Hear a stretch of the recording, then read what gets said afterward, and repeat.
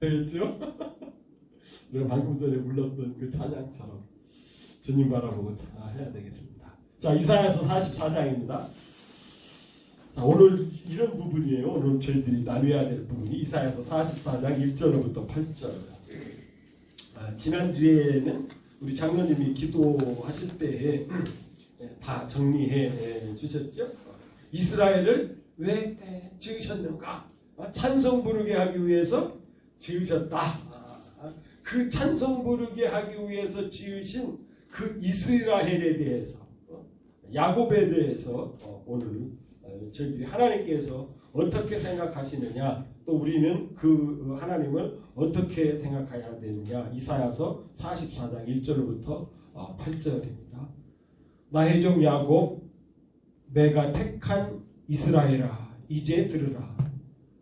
너를 만들고 너를 모태에서부터 지어 낸 너를 도와줄 여호와가 이같이 말하노라. 나의 종 야곱, 내가 택한 여수르나 두려워하지 말라. 나는 목마른 자에게 물을 주며 마른 땅에 시내가 흐르게 하며 나의 영을 내 자손에게, 나의 복을 내 후손에게 부어주리니 그들이 풀 가운데에서 솟아나기를 시냇가의 버들같이 할 것이라. 한 사람은 이르기를 나는 여호와께 속하였다 할 것이며, 또 한 사람은 야곱의 이름으로 자기를 부를 것이며, 또 다른 사람은 자기가 여호와께 속하였음을 그의 손으로 기록하고 이스라엘의 이름으로 존귀히 여김을 받으리라. 이스라엘의 왕인 여호와, 이스라엘의 구원자인 만군의 여호와가 이같이 말하노라. 나는 처음이요 나는 마지막이라. 나 외에 다른 신이 없느니라. 내가 영원한 백성을 세운 이후로 나처럼 외치며 알리며 나에게 설명한 자가 누구냐. 있거든 될 일과 장차 올 일을 너희에게 알릴지어다. 너희는 두려워하지 말며 겁내지 말라. 내가 예로부터 너희에게 듣게 하지 아니하였느냐, 알리지 아니하였느냐. 너희는 나의 증인이라. 나 외에 신이 있겠느냐. 과연 반석은 없나니 다른 신이 있음을 내가 알지 못하노라. 아멘. 자, 지금 하나님께서 이렇게 나의 종 야곱, 내가 택한 이스라엘아, 이제 들으라. 여러분, 이 야곱, 지금 이사야서에서 야곱이라고 부르는 이게 도대체 뭐냐? 이스라엘이라고 부르는 이게 도대체 뭐냐? 라고 하는 것이죠. 야곱아, 야곱아, 이스라엘아. 도대체 야곱이 누구냐? 이스라엘이 누구냐? 그게 세 가지로 볼 수 있죠. 역사적인 인물인 누구요? 야곱을 부르는 것일 수도 있고, 이 야곱을 통해서 하나님의 백성으로 세워진 이스라엘을 얘기할 수도 있고, 이제 신약에 와서는 영적인 이스라엘인 거룩한 교회, 거룩한 성도일 수도 있다는 얘기죠. 그런데 여기서는 이미 자연인 야곱은, 그렇죠? 쌍둥이 야곱으로 태어나서 야곱강에서 이스라엘로 이름이 바뀌어진 그분은 어떻게 해요? 돌아가셨어요. 이 이사야서가 이렇게 써질 때는 그분은 여기는 안 계시고 열쪽 가운데 있다고요. 그러니까 그분 자연인 그분은 아니죠. 그렇죠? 그럼 누구겠어요? 하나님의 백성인 이스라엘 백성을 얘기하는 거예요. 이스라엘 백성. 여기서 야곱아 할 때 이게 누구를 얘기하는 거라고요? 이스라엘 백성. 한 명이 아니고 백성이니까, 백성들이니까 복수. 굉장히 중요한 걸 얘기해요. 저도 오랫동안 좀 그렇게 착각을 했고 했던 것이 개인의 신앙, 이걸 생각을 했는데, 하나님께서 여기서 야곱아, 이스라엘아, 또 이스라엘과 똑같은 동의어로서 뭐라고요? 여수르나, 여기 여수르나 문맥이 똑같죠? 나의 종 야곱, 내가 택한 이스라엘아. 여기 나오잖아요. 나의 종 야곱 내가 택한 위에는 이스라엘아. 그러면 이스라엘과 같은 자가 누구예요? 여수르나. 여수른. 이 여수른이라고 하는 이 단어는 동사 야샤르 올바르다 곧다라고 하는 이 동사에서 온 명사형이죠. 예수른 의로운 자 올바른 자. 그러니까 이 여수르는 뭐냐 하면은요 이스라엘의 애칭이에요. 하나님께서 너무너무 이스라엘 백성들이 사랑스러워서 이스라엘이 사랑스러워서 애칭으로 뭐라고 부른다고요? 여수르나 애칭이에요. 하나님께서 이스라엘 백성을 애칭으로 부르실 때 여수른이라고 나와요. 뭐 우리나라는 부부관계는 별로 그렇게 애칭을 쓰지 않습니다만 어린 그 자녀들한테는 애칭 쓰잖아요. 그런 것처럼 하나님이 하나님의 백성인 하나님의 자녀인 이스라엘 백성을 애칭을 써서 이스라엘아 이렇게 할 때도 있지만은 막 그 사랑스러워 가지고 뭐라고 그런다고요? 여수르나. 그런데 이건 개인이 아니고 뭐라고요? 개인이 아니고 여러 사람이다. 지금 우리 한국 교회에서도 지금 문제가 되는 것이고 무엇이고 지금 제가 방금 전에 말씀드렸던 이런 문제들도 뭐냐면은 이 개인 구원을 우리가 개인이 받지만은 구원 받은 다음에 어떻게 해요? 교회 가운데로 들어와서 예수님의 몸을 이루어야 되는 것, 이 연합체를 구성해야 되는 거죠. 함께 하는 것. 그때 필요한 것이 뭐라고요? 아가페의 사랑. 지금 이사야서 44장에서는 바로 이 부분을 말씀을 하시는 것이에요.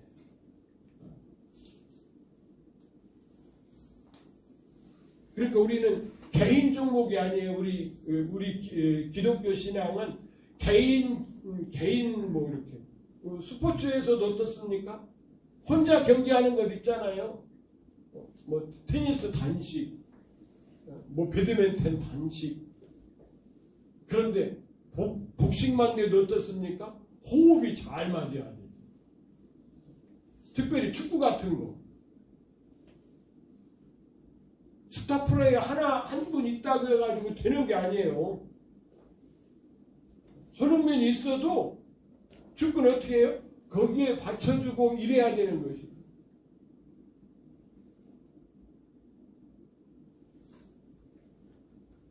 우리 신앙은 그렇다고요. 신약에 와서 하나님께서 여수르나 이렇게 내 이 의로운 자야 막 이렇게 부를 때에 이 교회는 바로 나 개인이 아니라 뭐라고요? 지체를 이루고 있는 우리 형제들이라. 그래서 형제에게 욕하면 어떻게 된다고요? 지옥 간다고 그러잖아. 나가라 하면은 지옥 간다. 왜? 하나가 되는 것을 어떻게 해요? 회방하는 것입니다. 나타나는 것이죠. 그래서 여러분 이 말씀을 이렇게 읽을 때 야곱아, 이스라엘아, 여수르라 할 때는 그렇지 이게 나에게 말씀하시는 거지 이거 굉장히 좋은 거예요. 그렇죠? 아니 성경을 읽으면서 나하고 상관없는 말이면은 이게 뭐 하겠어요. 그런데 나 개인으로 끝나면 안 되고 뭐라고요? 야 우리 지체들 성도들을 얘기하는구나. 하나님을 섬기는 예수님을 믿는 우리 형제들, 우리 지체들, 우리 성도들을 얘기하는구나 하는 것을 머리에 팍 배겨야 돼요. 그래야 우리가 어떻게 하는 거죠? 서로 사랑할 수가 있는 것이죠. 요금 조금 더 구체적으로 보면은 이것이 이제 신약에 와서는 이스라엘 백성으로 끝나서나 유대인으로 끝나서는 안 된다. 제가 왜 자꾸 이 부분을 강조하느냐 하면요. 요즘에 이렇게 예수님의 재림을 기다리는 분들 가운데에 조금 성경을 잘못 해석을 해가지고 그 로마서에 나오는 유대인의 이제 막 숫자가 막 찾고 막 이러면서 혈통적 유대인을 자꾸 강조를 해요. 그런데 신약으로 딱 넘어오면은 이 이스라엘이 누구예요? 육적인 이스라엘이 아니라 뭐라고요? 영적인 이스라엘을 얘기하는 거거든요. 갈라디아 3장 18절 너무나도 유명하잖아요. 너희는 유대인이나 헬라인이나 종이나 자유인이나 남성이나 여성이나 다 그리스도 안에서 뭐라고요? 하나다, 하나다.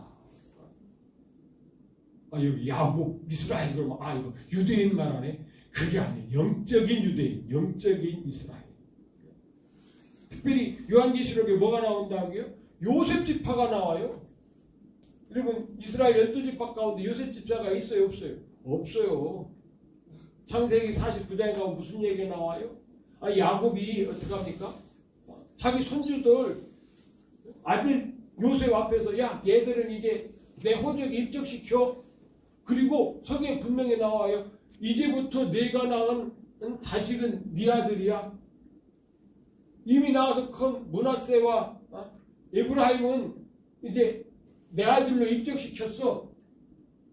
그런데 요셉이 자녀를 낳을 수 있는데 낳아요, 안 낳아요? 안 낳아요.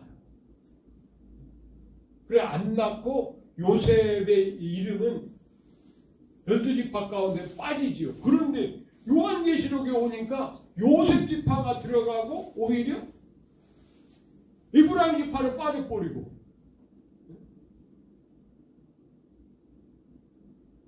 또 단지파도 빠져버리고 네 지파는 또 막 이렇게 들어가고 여러분 이렇다는 얘기는 육적인 이스라엘 12지파를 얘기하는 것이 아니라 뭐예요? 영적인 이스라엘 지파를 얘기하는 것이죠. 그래서 사실은 요셉 지파는 한 사람도 없는데 1만 2천 명이라고 하는 것은 이 1만 2천 명은 혈통적인 요셉 지파를 요셉의 후손을 얘기하는 것이 아니라 영적인 요셉의 후손들을 얘기하는 영적 이스라엘이다라고 하는 것입니다. 이게 더 확실해지죠. 요한계시록 2장 9절에 가서 보면 내가 내 환난과 궁핍을 알거니와 실상은 내가 부요한 자니라. 자칭 유대인들이라 하는 자들의 비방도 알거니와 실상은 유대인들이 아니요 뭐라고요? 사탄의 배당이다. 나는 막 유대인이야, 막 혈통적이다. 이런 것은 오히려 이 하나님의 계획을 반대하는 하나님의 뜻을 반대하는 뭐라고요? 사탄이다라고 하는 거죠. 자, 오늘 제목을 여러분 보시면은 이런 제목이에요. 주권자 예수님. 이게 무슨 뜻일까요? 여러분 이런 말씀을 쓸 때는 하나님이 어떤 분이라는 것이에요? 하나님이 모든 것을 주장하시는 주인이라는 얘기죠. 그래서 그 주인 되신 하나님께서 뭣도 있어요? 계획도 있으시고 그분의 뭣도 있습니까? 목표도 있으시고 그분의 뜻도 있으시고 그래서 주권자 하나님 할 때에는 우리의 하나님 할 때에는 그분이 주체가 되시기 때문에 우리는 뭘 놓쳐서는 안 된다고요? 그렇지. 그분은 그분의 뜻 가운데에서 행하시지 그분은 계획이 있지. 이스라엘 우리가 지난주에 했던 것처럼 이스라엘을 세우신 목적이 있지. 왜 세웠다고요? 찬송을 부르게 하기 위해서.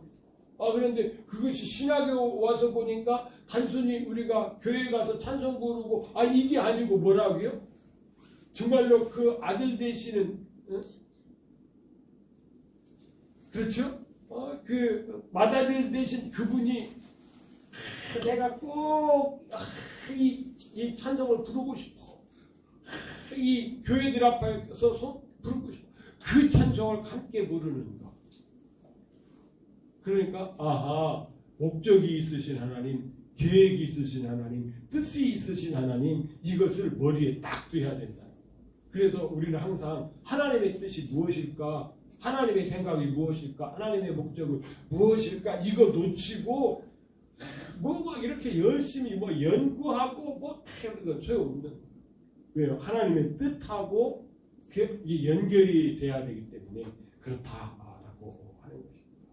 그러니까 하나님의 뜻은 뭐예요? 단순하게 우리가 이제 와서 지나고 보니까 뭡니까? 이스라엘 나라 이게 세우는 것이 목적이 아니라 이 이스라엘 나라 가운데 뭐가 나오는 것이 씨이신 예수님이 나와서 교회를 세우는 것이 하나님의 목적이잖아요.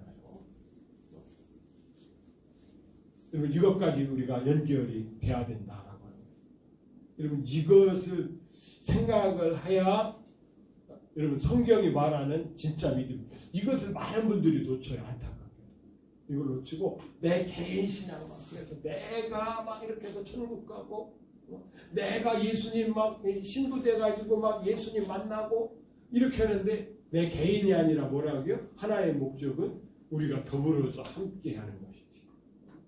자 그래서 이런 말씀도 나누는 거예요. 나는 목마른 자에게 물을 주며 마른 땅에 시내가 흐르게 하며 나의 영을 내 자손에게 나의 복을 내 후손에게 부어주리. 왜 하나님께서 이렇게 하셔요? 하나님의 목적이 있어요. 이미 말씀드렸지만 이 구약식으로 한다라고 하면 하나님께서 이 이스라엘 백성을 통해서 영적인 이스라엘을 만들어서 하나님의 아들 되신 예수 그리스도를 어떻게 해요? 결혼시키시려고 하십니다. 나는 목마른 자에게 물을 주며 목마른 자에게 물을 주며 뭐 요즘은 겨울철이라 뭐 저도 뭐 하루 종일 물 안 마셔도 뭐 여름에 어떻습니까? 진짜 목마를 때 와, 이 물 한 잔 기가 막히죠. 생명이죠, 생명. 마른 땅에 시내가 흐른다. 여러분 이스라엘은 준 광야지요. 그래서 60%가 사막입니다. 60%. 그런데 그 이스라엘이 그런 가운데서도 진짜 하나님께서 적과 꿀이는 땅이라고 말씀하셨던 건데 손색이 없는 것은 무엇이죠?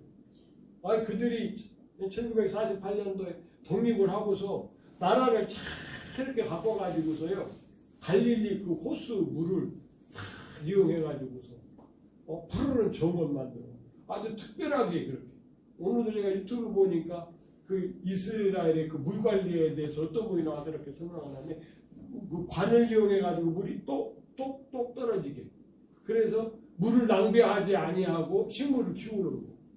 이 기술에 대해서 얘기하고 또 우리나라가 현대가 그거 있다고 그러죠. 우리나라가 담수 그 바닷물을 정화시켜 가지고서 농사까지 짓는데요. 먹는 물까지는 안 되는데 허들의 물 쓰고 화장실에서 쓰고 청소하는 데 쓰고 이렇게 농사 짓는 데까지 쓸 수 있는 와 이것이 우리나라 현대가 5개인가 몇 개를 설치했대요. 근데 앞으로 더 많이 또 이스라엘에 이렇게 설치할 계획이라고 그러더라고요. 그러면서 물 관리 이렇게 얘기합니다. 여러분 그런 분들에게 지금 하나님께서 마른 땅에 시내가 흐르게 하며 나의 영을 내 자손에게 나의 복을 내 후손에게 부어주리라. 왜요? 왜 하나님께서 계획하신 것이 있어서 신약에 와서는 바로 너희들을 통해서 씨를 보내셔서 교회를 세우시게 하시는 하나님의 그 방법을 얘기하는 것이죠. 여러분 그러면은 신약에 와서 내가 너희에게 물을 주겠다 말씀하셨는데 이 물이 뭐라고요? 나의 영 루아 나의 복 에르카. 여러분 예수님께서 이 말씀하신 거 기억하시죠? 명절에 초막절 마지막 날 무슨 일이 있다고요? 신라 못에 가서 물을 떠다가 제단에 붓는 물 축제의 그 시간 예수님께서 외치셨죠. 뭐라고 이렇게 누구든지 목마르거든 내게로 와서 마셔라. 이게 뭐라고요? 밑에 가서 보면은 성령인 것을 우리에게 말씀해줘요.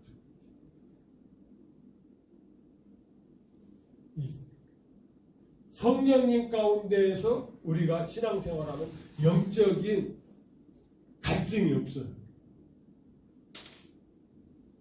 그래서 참 우리가 이런 면에서 성령 충만을 위해서 기도하는 것이죠.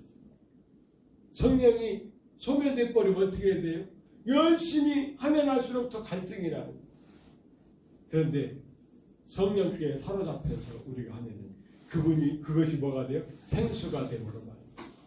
그래서 여러분 완성이 된 것, 그 새 예루살렘의 모습이 요한계시록 22장에 나오는데 이렇게 되어 있잖아요. 성부 하나님과 성자 예수님이 보좌에 앉아 있고 그 밑으로 뭐가 흘러요? 성령의 강물이 쫙 흐르는 생수가 흐르는 것으로 묘사되어 있다라고 하는 것입니다. 완성된 모습이 그것이에요. 자, 그 다음에 이제 4절입니다. 여러분, 이 말씀 이렇게 보면서 어떤 느낌을 받습니까? 그들이 불 가운데에서 솟아나기를 시냇가에 버들같이 할 것이라. 여러분, 이게 무슨 말인지 이해가 되십니까? 저도 아무리 생각해봐도 이건 그들이 불 가운데에서 솟아나기를, 불 가운데에서 솟아나기를 시냇가에 버들같이 할 것. 여러분, 시냇가에 버들강아지 피는 것은 이제 머리에 그려지시죠. 봄이 되면 어떻죠? 다른 싹보다 버들강아지가 더 일어나죠. 먼저 일어나죠. 이거 한번 느껴보신 적이 있으세요? 시냇가에 버들나무에 그것이 피는 거. 못 봤어요? 시골에서 학교 다니고 그러시면 그거 봤을 텐데. 저도 어렸을 때 이렇게 봤다가 어렸을 때 이게 이제 우체국 그 옆에 좀 또랑이 거기에 있어가지고 봤었는데 뭐 요즘에 이제 제가 봄에도 이제 개천 거기 오니까 어제까지만 해도 심심했었는데 오늘 막 팍 이렇게 피는 거. 그러다가 금방 또 딱 없어지죠. 며칠 못 가고. 그것처럼 불 가운데에서 뭐가 이렇게 팍 솟아나. 이게 샘물이 솟아난다고 그러나 뭘까 뭐 이렇게 하여간 솟아나는 거예요. 하여간 우리는 잘 모르겠어요. 뭐 몽골에 가서 한 달쯤 살아야 이걸 느낄 수 있어요. 하여간 불 가운데에서 솟아나기를 시냇가에 버들같이 할 것이며 이렇게 뭐가 솟아나고 한 사람은 이르기를 나는 여호와께 속하였다 할 것이며 이게 그러니까 각자 이게 뭐예요? 하나님께서 자기들을 향하신 이런 것에서 느끼고 생각하고 하는 그 수준 차이는 있지만은 같은 맥락으로 이렇게 가는 거예요.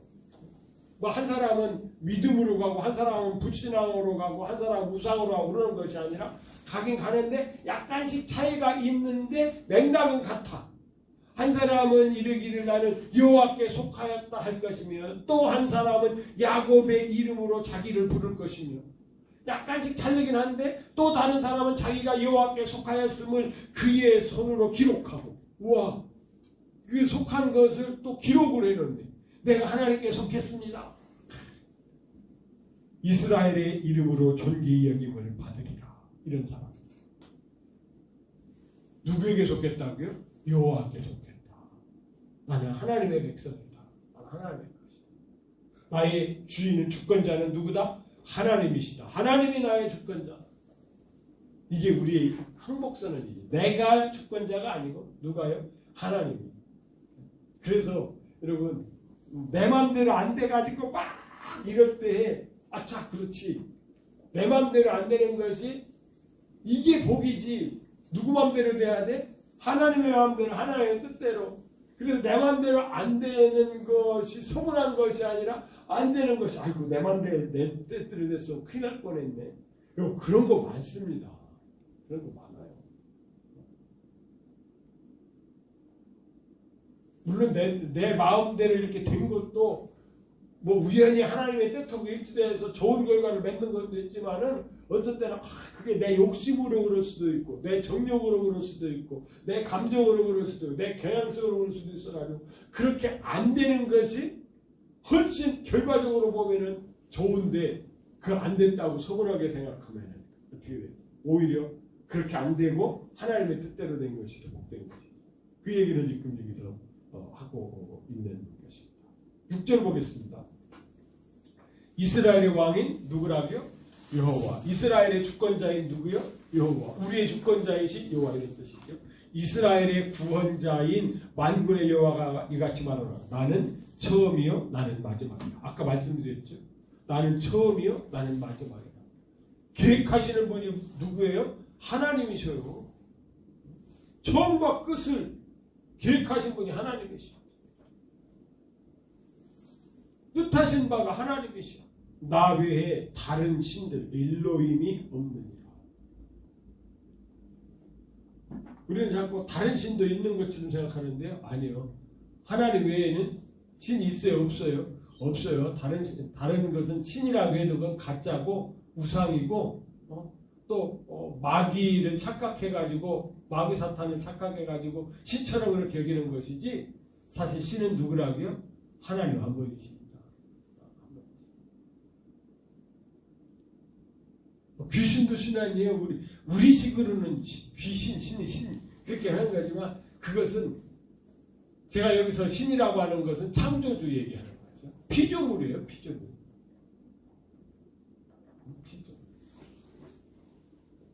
하나님께서 이렇게 말씀을 하시면은 우리가 그렇습니다 그러는데 귀신도 있는데요. 그러면 하나님이 어떻게 돼요? 아니라니까. 그렇게 말씀하시죠. 나 외에 다른 신들이 없느니라. 다른 신들이 없느니라. 그런데 있다고 누구도 착각해요? 사사시대에 이스라엘 백성들이 착각해요. 있다. 아니에요. 없습니다. 그래서 하나님은 목적을 가지고 계획하시는 하나님. 그분이 이렇게 뜻을 정하시고 계신 것입니다. 요한계시록 22장 가보면 이거 잘 알 수 있죠. 신규학생들을 끝마치면서 나는 알파와 오메가요 처음과 마지막이라 마치라. 여러분 참 이거 묵상하면은요 참 우리 인간들은 어떻습니까? 마무리를 잘 못하는 경향이 있어요. 그런데 하나님은 그렇지 않습니다. 마무리를 잘 하기 위해서 지금도 우리에게 이렇게 시간을 주시는 줄 믿습니다. 7절입니다. 내가 영원한 백성을 세운 이후로 이 영원한 백성 더 정확히 얘기하면 자꾸 우리는 아이오를 영어로 번역해서 내가 한 시대의 백성을 세운 이후로 그러니까 구약 시대에는 누구를 세웠어요? 이스라엘을 하나의 백성으로 세웠고 신약 시대에는 교회의 성도들을 누구로 세웠어요? 하나의 백성으로. 한 시대. 그래서 우리들은 천년왕국의 한 시대 이런 식으로 성경은 표현하기를 원해서 아이온이라고 하는 단어를 썼는데 우리는 그것을 번역할 때 영원한으로 번역을 해버렸어요. 그래서 이렇게 하나님이 계획하시는 것이 잘 드러나지 않아요. 하나님께서 이렇게 구약 시대를 하나님께서 계획하셨고 이렇게 신약 시대를 계획하셨고 이렇게 또 천년왕국 시대를 계획하셨고 또 이렇게 새 예루살렘 시대를 계획하셨고 이런 것을 커리큘럼을 잘 이해를 못하는데 여러분 이것을 한 시대로 하면 이렇게 우리가 알 수가 있는 것이죠. 그 다음에 8절을 보시면 마지막 절 너희는 두려워하지 말며 겁내지 마라. 참 우리는 좀 그런 것이 있어요.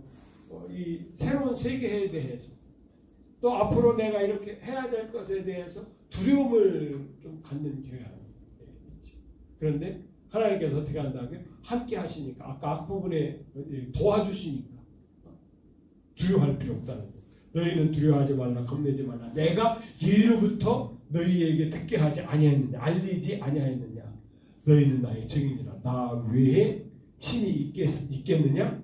과연 반석은 없나니 내가 알지 못하노라. 다른 신이 없나? 다른 신은 없나? 이런 뜻이죠. 그러니까 두려워하지 말라는 거죠. 미지의 세계에 대해서 두려워하지 말라. 나한테는 미지의 세계인지는 모르지만 역사를 주장하신 하나님께는 뭐예요? 하나님께서 그렇게 계획하신 것이기 때문에 하나님의 길이 그게 제일 복된 것이지 나쁜 길이 있겠습니까? 이스라엘 백성들이 광야 생활을 할 때 어떻습니까?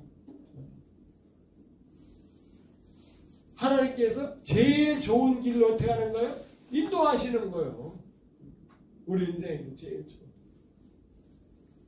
그래서 여러분 그것을 인정한다라고 하면은 우리가 이렇게 병이 걸려서 치료가 받아야 될 수도 있고 또 무슨 경제적으로 어려움이 있어서 그런 것들을 좀 인대를 극복해야 되는 거예요. 또 인간적인 관계가 삐뚤어져서 갈등이 있을 때 또 그런 것들을 어떻게 해요? 또 우리가 기도하면서 서로 용서하고 또 이해하고 이러면서 헤쳐나가기도 하고 또 어떤 때는 그 사탄의 회방 때문에 그 진리체계가 막 흐트러져서 막 그러다가도 또 어떻게 해요? 하나님 말씀 붙들고 그 진리체계를 다시 쫙 이렇게 와 참 제가 요즘 그 파키스탄 사람들 와 진짜 기가 막히더만. 그렇게 우리는 배터리 재생 않는 걸로 알잖아요.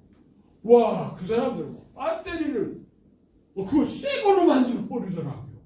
야 기가 막히더라고. 그 세상에 이름 우리는 기본적으로 배터리 한 번 해가지고 이거 떨어지면 그냥 버려야 되는 걸로 알고 있는데 그 사람 재생을 막 완벽하게 재생을 하더라고.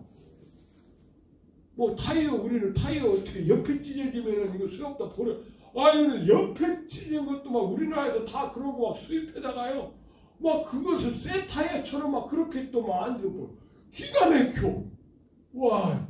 우리는 이제 인건비가 너무 비싸니까 그 인건비는 실제 사는 게 나니까 그렇게 하겠지만은 와 진짜 그렇더라. 여러분. 그러니까 우리 수준으로만 자꾸 생각하지 말고 하나님 수준으로 생각하면은요 우리가 겁나고 두려울 필요가 없어요. 지금 막 우리 한국의 기독교인들이 지금 두려워하는 것이 뭐예요? 진짜 이렇게 하다가는 지금 이재명 대통령이 이렇게 공포 정치 쓰는 것보다 이게 통하네. 결국은 이러다가 이 핍박 시대 오는 거 아니야? 이렇게 두려움을 갖고 갔는데 가질 필요가 있다기 없다기요? 없어요. 그냥 맡겨버리고. 또 그때 대해서 우리가 순교를 하게 되면은 순교도 하고 핍박을 받게 되면 핍박도 받고 또 그럴 때 하나님께서 그렇잖아요. 우리를 도우시고 붙들 수도 있어요.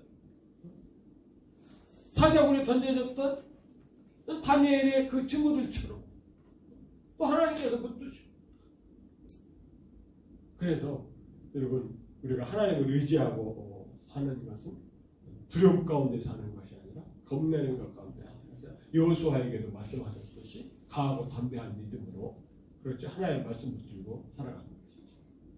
그래서 이사야서 이 44장을 통해서 우리의 주권자 되신 하나님을 붙드심으로 말미암아 하나님의 능력이 늘 함께 하시는 복된 심령이 되시기를 주님의 이름으로 축복합니다. 그 하나님이 우리를 뭐라고 불러준다며? 여스르나 의로운 자야, 거둔 자야, 여스로 이스라엘로 부르갖고 막 하나님과 겨루어서 이렇게 큰 자가 되었다 그 정도가 되거든.